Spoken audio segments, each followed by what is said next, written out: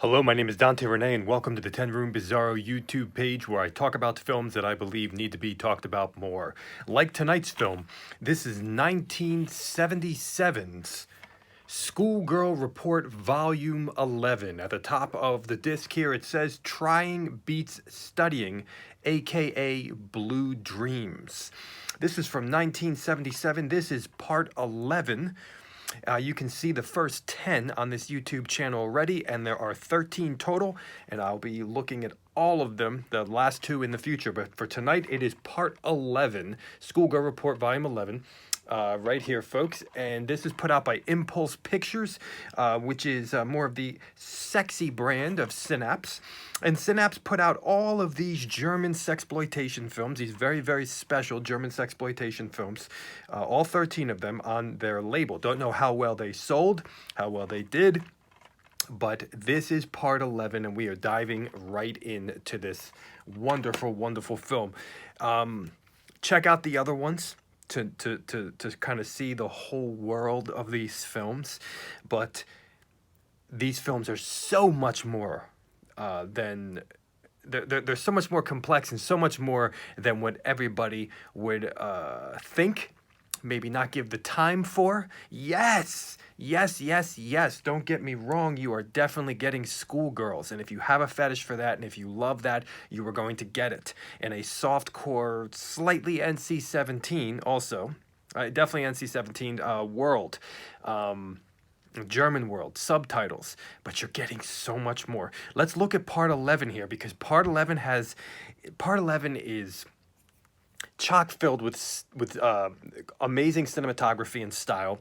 It's chock filled with darkness, and it's extremely sleazy. It's an extremely sleazy entry in the series, and if you love schoolgirls, of course, but if you love panties, you're going to love this film as well. We're going to go into this film. This has an anthology format and a wraparound story. So let's enter in. I have some notes written here, so you might see my eyes divert.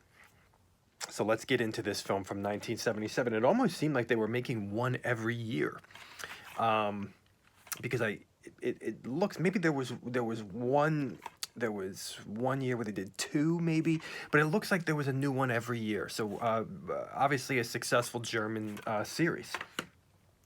Now we have the same title sequence for all of these films, the same piece of music, and from Gert Wilden, I believe, and his orchestra, Gert Wilden, and you know, the same girls in the opening titles credit sequence and everything. We do have some freeze frames that might be a little bit different than previous volumes, unless I'm just totally delusional. Maybe it's exactly the same, but I believe there's a couple. The freeze frames might be slightly different in this one than in part 10 and then in the future ones. But we have the same girls in there. Some of the girls in the title sequence look underage, but they're not in the film. They're just, you know, talking outside to each other, which brings a very interesting illusion of what is to come and could be extremely controversial nowadays and you know, dangerous filmmaking, definitely.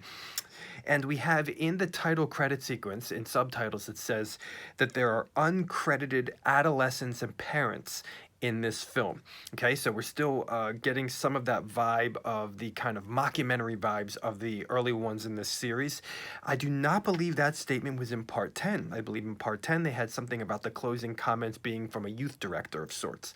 So let's get into part 11 here, and as we get into it, the wraparound story seems to be at a radio show, a radio station, or you know, or a TV show of sorts, something like this, and we have a couple people at the panel here as they're talking about schoolgirls, youth issues. And we have a couple people at the panel. We have a female youth psychologist, we have a female homemaker, we have a male principal of a school, and we have a male inspector, police officer. And the two women are noted to have daughters, okay? And so we have these people offering their perspectives, as well as a mediator, the leader of the show, and also two people who are working behind the scenes at the show. And they start to discuss a theme in the film for laws Government laws for the protection of youth. Government laws for the protection of youth. And so we enter into 5 stories where each one of them each one of these characters at this TV station or radio station starts to describe different stories to kind of coincide with the themes that they're talking about and this entire broadcast. Now the first story has to do with sexual help during an exam. Yes, we have these are just elements of this story. Sexual help during an exam, quote unquote, a hopeless case, the need for mathematical help, sexual rewards for tutoring. We have some narration over this story from the wraparound a bit in just this story. We have, it might be in the other ones, but I really mostly remember it in this one. We have this amazing shot from the ground up of this girl's breasts.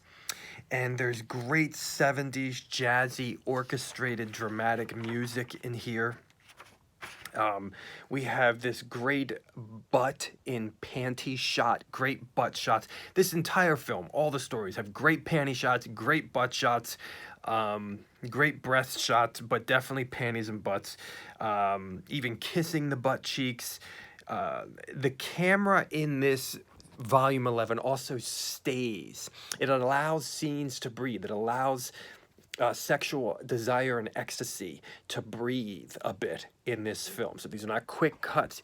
It really stays there for a few moments, and it's absolutely perfect. We have this great elements of focus. With the camera kind of in and out of focus for screen changes, great screen changes. This great eye reflection through a girl's eyeball of a man taking his clothes off. Close-up shots of a mouth, of an eyeball, of a de-virginizing scream inside the girl's mouth. We look at connections between sex and school performance, sex and academic performance. We have this very, very hazy camera, hazy, sexy cinematography in here. We have heavy exploitation funk that just punches you in the face. This great montage in this story with a spinning sky shot. Different, the montage involves, sex and school and different sexual positions, and it's kind of telling a nonverbal story done in moans and ecstasy. We have intense sex in this story. We have algebra. We have love letters in school. We have an amazing quote in this particular story that says, "We don't have to get married because of a little kiss on the ass," end quote. Breakups. Drug addiction, feeling numb, depression, depressed inner dialogue, a Jimi Hendrix poster, and suicidal tendencies, all in this first story. The girl in here seems plain, but really is sexually attractive as this story goes on. That's all part of her character. And all of the girls in this film, brunettes and blondes, all of them are sexually attractive in their own right. They just look amazing, all of them. We kind of make our way into other themes in the wraparound story of child labor in our school system. Are we giving our kids too much schoolwork? Are we making too much stress for kids in school, for teenagers? And when we start off story number 2, we look at a girl, I believe her name is Corrine Gambier, I believe. Let me see if she's actually in this. Now, she might be going by another name in here as well, and she might be. It's not on here. But I believe she's the girl in Jess Franco films from Voodoo Passion, kind of the nymphomaniac in Voodoo Passion. She's also in Sexy Sisters. She's also in Women in Cell Block 9. I believe this is her. I believe. It really seems like her. Even her breasts look like hers. Everything. So I believe that's really her. We have in story number 2, we have rape.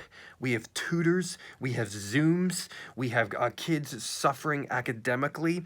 Groovy, funky music with voices, like in volume 10. 60s sounding music. An amazing house that this tutor has. Such an amazing house. White fur, fireplace, just great furniture.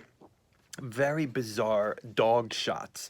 There's a large dog and just the shots of the dog. Very bizarre in kind of this montage of violent sexuality. Close-ups, faces, great schoolgirl shots, S&M. Very, very tense editing in this story. Very violent sexuality that's very real. It's brutal, disturbing. The theme that school stress brings about sex, so that the school system is actually responsible. That's interesting in this particular story that the girl is telling the story, but this story is being told in the wraparound. Truth. Whose story is true? Like in volume 10. Whose story is true in this second story? How does a girl rape a man? With her clothing? Amazing nudity in this story, especially with the vagina. Very amazing nudity. We have the theme of the seduction of a man by a woman. And what does that look like? It's definitely relevant in our 2018 world as well, with gender issues. And another idea of the lies of women. And who does this system favor more, women or men? The ideas of this particular story would not be very popular today, but also would be very, very relevant at the same time. Very, very interesting stuff here. And we go back to the wraparound story and we look at themes. Well, we look at the two people in the back booth who are running this broadcast, and it reminded me a bit of George Romero's Dawn of the Dead, the original. It just kind of, the whole atmosphere kind of reminded me of that.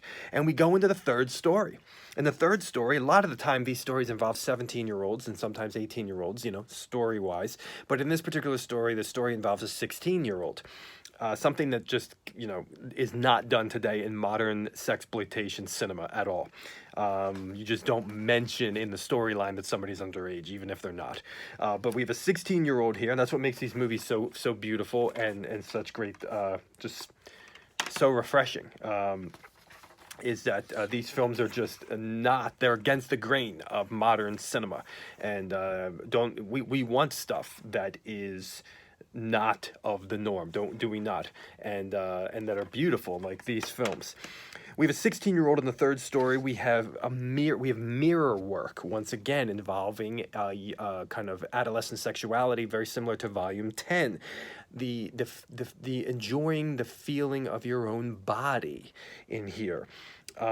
Light jazz that reminded me a bit of the modern film Sideways, that involved Merlot wine, so we can look that up with Paul Giamatti. But some of the light jazz that reminded me of the soundtrack of Sideways. If you love socks, you're gonna love this storyline. Really, really sexually attractive girl in here with short blonde hair. We have masturbation in here.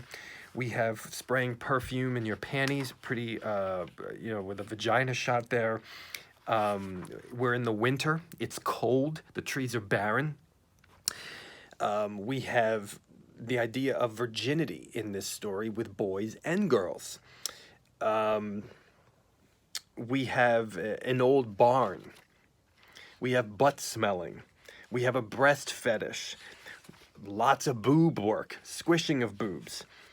We have sex that resembles rabbits, banging.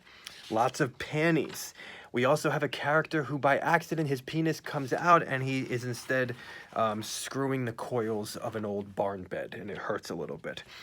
The barn is some humor, it's some wildness, and there are some crazy ass stunts in this barn that I believe the actual actors and actresses were doing, which is totally terrifying, involving paint and floorboards. And you kind of get that image in this storyline of the first time, virginity. And this is a common theme in the Schoolgirl Report films, especially 10 and this one, 11. But virginity, for the, the image of the first time. What's the first time supposed to be like, and what's the first time actually like, and then kind of what happens after that with other sexual encounters. And we go back to the wraparound story here, and we start to come up with some very weighty ideas. And some of them are, is loving or valuing virginity actually bringing about sexual repression? Sexual taboos and the popularity of sexual taboos, or the unpopularity, the waving in and out of the popularity of certain taboos. Does sexual freedom lead to sexual frustration? Does sexual repression lead to sex crimes? And there is like kind of a mention that pornography has led to less sex crimes, which leads us into the fourth story here that involves kind of a goody two-shoes girl. She's a loner. Her academics, again, are not doing as well. This is a similar theme. Academics are suffering. We have a suicide letter in here. We have kind of very tense jazz music, borderlining scary and kind of meshing with the sound of a train. We have brokenness, okay? A broken character. Great train shots in here. Great bridge shots. Tension. Stolen money. A Clockwork Orange-like motorcycle gang. A setup, blackmail that involves sexuality. Jazz with minimal voices involved in the instrumentation. Violent sexuality. An eye hole in a wall. Zoom in.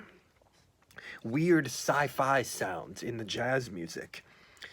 The story element of pornography. Elaborate sex control. Gang rape. Prostitution. Very dark. Blackmail, pain, anguish, the need to escape, and redemption, and love, all in this storyline here. Very, very dark one, very, very interesting one, and sexy at the same time, all in that mix. We go back to the wraparound story here, and we start to see that laws are laws just made to say what's forbidden. Is that all they're for? Just to say what is forbidden, what not to do? What not to do? Which leads us to the last story, the fifth story, which we have multiple stories within the fifth story. Which is, there's a lot of complexity in the styles of the Schoolgirl Report films. Everything from, mockumentary to documentary to, education to sexploitation. It's all here. And we have in the fifth story an 18th birthday party for a girl and a bunch of her friends, and each one of her friends starts to recount their first times, and there's only one virgin in the group, and there are intentions of de-virginizing that girl. Now, the different stories now become mini stories within the fifth story, and then there's the wraparound story, of course, for the whole film. But these little tiny stories in here involve anthill sex, sandy asses. A boner is actually just a sickness of swelling that needs medical help by a woman. Piano jazz, butt squishing, feet, panties and butts, funky jazzy sex music, cherry poppin' faces, once again up close, the pain, the anguish, the pleasure and ecstasy and freedom. A barn, a small horse, a pony, hay, A sex game to look for a keychain. Weird pony shots, and then the shot of a pony penis that's actually almost a boner. We have pretty close up of vaginal inspection, kissing cousins, friends helping other friends to lose their virginity, girls, schoolgirls, great socks and schoolgirl outfits and everything else, a locked room, a joke, a record and a record player and classical music, a fake sex joke that leads to romance, the truth, there's a twist of truth, elements of focus play with the cinematography, 70s sexy, hot, funky music that's the loudest in the whole film. It's right in the foreground of the whole film. From the whole film, it's in this storyline, really there. Socks and panties, have I mentioned them already? Knee-high socks and everything. And this amazing kind of liquefying image over the last scene of the film, a sex scene, with different hot positions, and the screen is like liquid, and it's a really, really wild shot. And we have a very sexually attractive brunette in this storyline. And if you're a fan of areolas, bigger ones, you also like them in this storyline as well. And we have the wrap-up narration, never going back to the wraparound story, on kind of the educational aspects of this film, and that this film is volume 11, actually not called a film, is it called a discussion. And the theme that young girls have the right to love. They have the right to have fun, because in the long run, they'll be fine in the future. Just let them love. Let them have fun. They'll be successful moms and career ladies, and they'll have a good future, but just let them be. This is 1977 Schoolgirl Report, Volume 11. Here it is, folks. Please feel free to check out all of the other volumes on this YouTube page. Please feel free also to check out my Facebook page, where I also showcase live percussion performances by me of rare soundtrack music like Jess Franco, like even the Schoolgirl Report series music. I also have an Instagram account for the 10 Room Bizarro, which showcases pictures of movies and music that I believe need to be talked about more, as well as my own personal films, which you can find on youtube.com/poopy, Poopy diarrhea. Thank you so much, and good night.